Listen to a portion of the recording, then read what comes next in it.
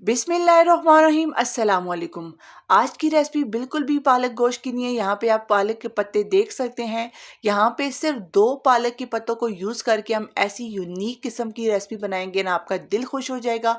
सो recipe का कोई भी पार्ट स्किप ना कीजिएगा अगर आप इंटरेस्टिंग और मज़ेदार किस्म की रेसिपी इंजॉय करना चाहते हैं।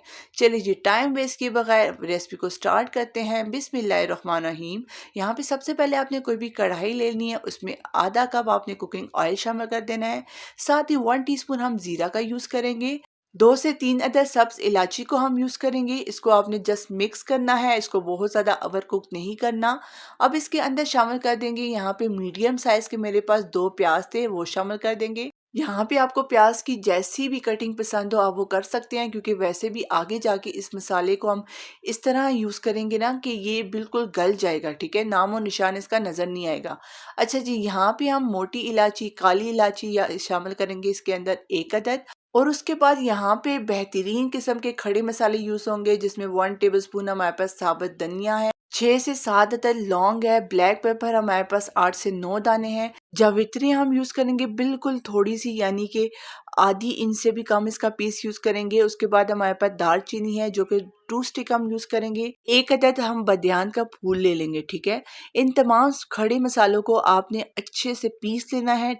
अगर आप गोश्त की एकदम से डिफरेंट रेसिपी को ट्राई करना चाहते हैं ना, तो इन खड़े मसालों का यूज़ ज़रूर कीजिएगा। इनको अच्छे से हम पीस लेंगे, ठीक है।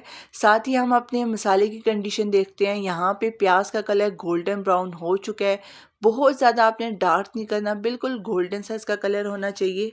और साथ ही अगर किसी भी पॉइंट पे अगर आपको मेरी वीडियो इंटरेस्टिंग लग रही है तो न्यू सब्सक्राइबर प्लीज़ मेरी वीडियो को सब्सक्राइब कर दें और प्यारा सा कमेंट कर दें किस सिटी से, किस कंट्री से मुझे वॉच कर रहे हैं। अच्छा, यहाँ पे मैं ले लूँगी जी 4 अदद टमाटर, और ये टमाटर फ्रीज टमाटर है, हम इसी का यूज़ करेंगे। अगर आपके पास फ्रेश टमाटर है आप वो भी ले सकते हैं। अब यहाँ पे इन टमाटर को रफ सा हम काट लेंगे, और ये मैं छिलके के समेत टमाटर यूज़ कर रही हूँ। हालांकि फ्रीज टमाटर को ज़्यादा छिलका उतार दिया जाता है, लेकिन मैं इसकी स्किन को भी साथ लूँगी। अच्छा जी, साथ हमारे पास जो इसका प्याज का कलर थोड़ा सा गोल्डन हुआ था ना, इसके अंदर हम अपने टमाटर को शामिल कर देंगे। अच्छा, यहाँ पे मैं आपको बताती चलूँ, अगर आपको ये सालन जो भी हम बना रहे हैं अच्छा खासा शोरबे वाला चाहिए, जिसके अंदर अच्छी खासी ग्रेवी होनी चाहिए, तो मैं आपको बताती चलूँ कि आपने ज़रूर इसको अच्छे से ब्लेंड करना है। इससे हमारे जो सालन का शोरबा है, ग्रेवी है ना, वो बहुत अच्छी खासी होगी, ठीक है।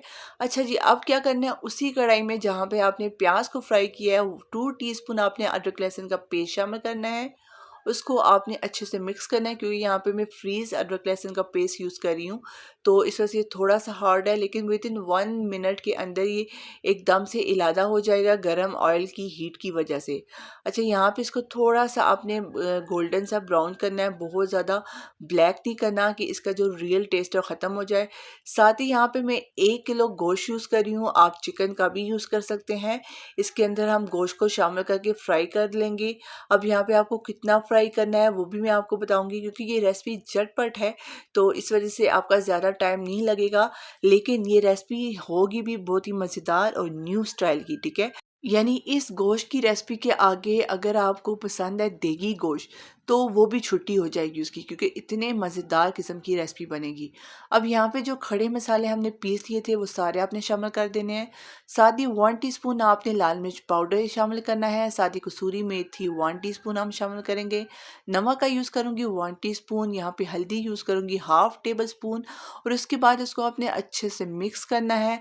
यहाँ पे आप देख सकते हैं कि ऑयल की जो क्वांटिटी है वो ना होने के बराबर है, क्योंकि जो हम इसका मसाला हमने पीसा था ना, उसके अंदर ऑलरेडी ऑयल था, तो इस वजह से मैंने इसमें और ज़्यादा ऑयल शामिल नहीं किया। अब इसको अच्छे से मिक्स करने के बाद ना हमने जो मसाले को पीसा था वो आपने शामिल कर देना है।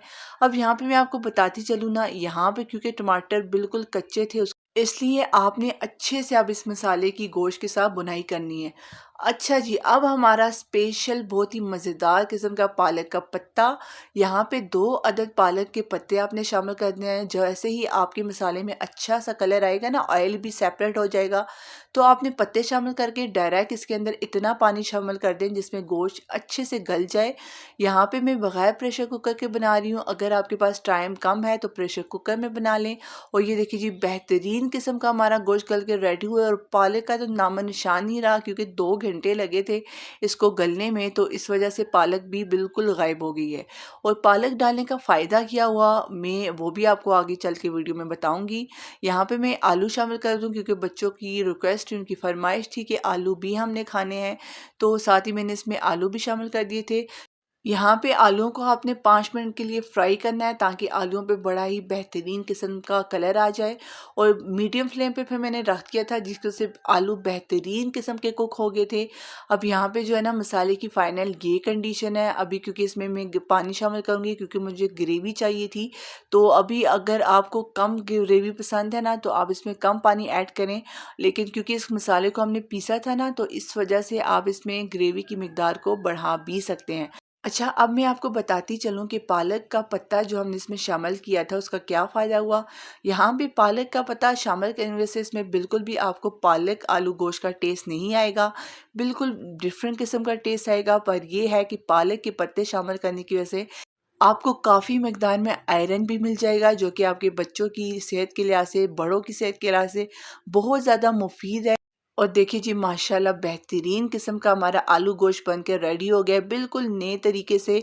आपने ज़रूर ट्राई करना है, बिल्कुल रेसिपी को जब भी ट्राई करना जैसे आपको वीडियो में बताया जाता है वैसे ही फॉलो किया करें, तभी आपकी रेसिपी का जो टेस्ट है बिल्कुल डिफरेंट आएगा। मिलते हैं एक नई वीडियो के साथ। अल्लाह हाफिज़।